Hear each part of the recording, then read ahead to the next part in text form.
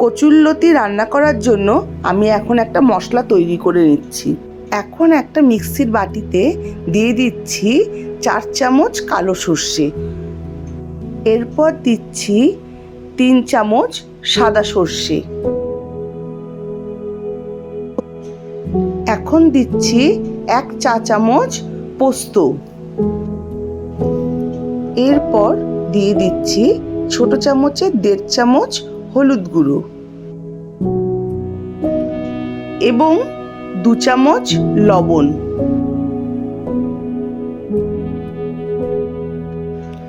এরপর দিয়ে দিচ্ছি 2.5 টেবিল চামচ নারকেল কোড়া।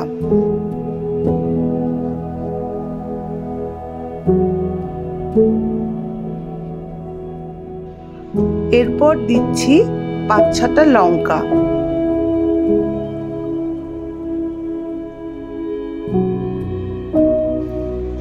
এখন অল্প একটু জল দিলাম যাতে মশলাটা ভালো করে বাটা হয়।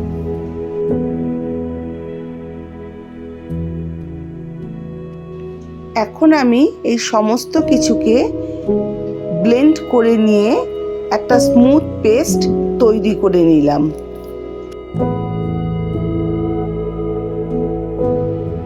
এবার আগের থেকে ভাপিয়ে নেওয়া কচুরলতির মধ্যে এই মশলাটা দিয়ে দিলাম।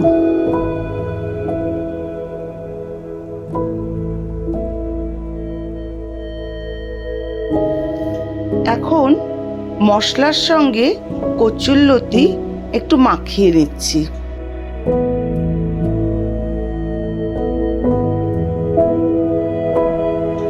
মিক্সির বাটিটা ধুয়ে অল্প পরিমাণে জল দিয়ে দিলাম। এখন পরিমাণ মতন সর্ষের তেল দিয়ে এটাকে ভালোভাবে মাখিয়ে নিচ্ছি।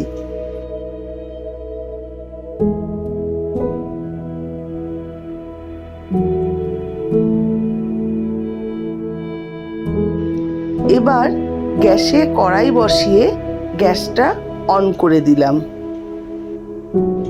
এখন কড়াইতে দিয়ে দিচ্ছি পরিমাণ মতন সর্ষের তেল।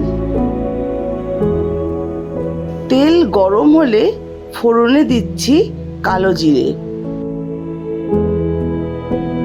এখন দিয়ে দিচ্ছি কুচনো পেঁয়াজ। এখন পেঁয়াজটাকে ভালোভাবে নাড়াচাড়া করে ভেজে নেওয়া হচ্ছে।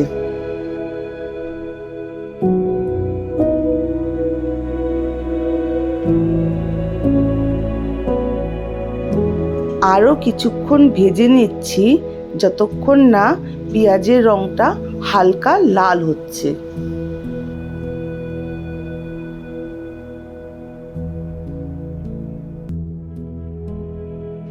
পেঁয়াজ ভাজা হয়ে যাওয়ার পর মশলা মাখানো কচুরলতি ওর মধ্যে দিয়ে দিলাম।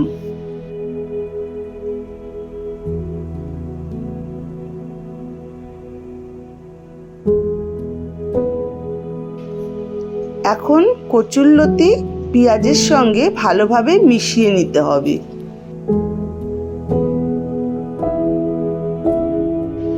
এইভাবে বেশ কিছুক্ষণ নাড়াচাড়া দিতে হবে যাতে জলটা শুকিয়ে গিয়ে লতিটাও মজে আসে। এখন দিয়ে দিচ্ছি স্বাদ অনুযায়ী চিনি। চিনি দেওয়ার পর বেশ কিছুক্ষণ ভালোভাবে নাড়াচাড়া করে যখন কচুরলতি শুকনো হয়ে আসবে তখন বুঝতে হবে সবটা হয়ে গেছে।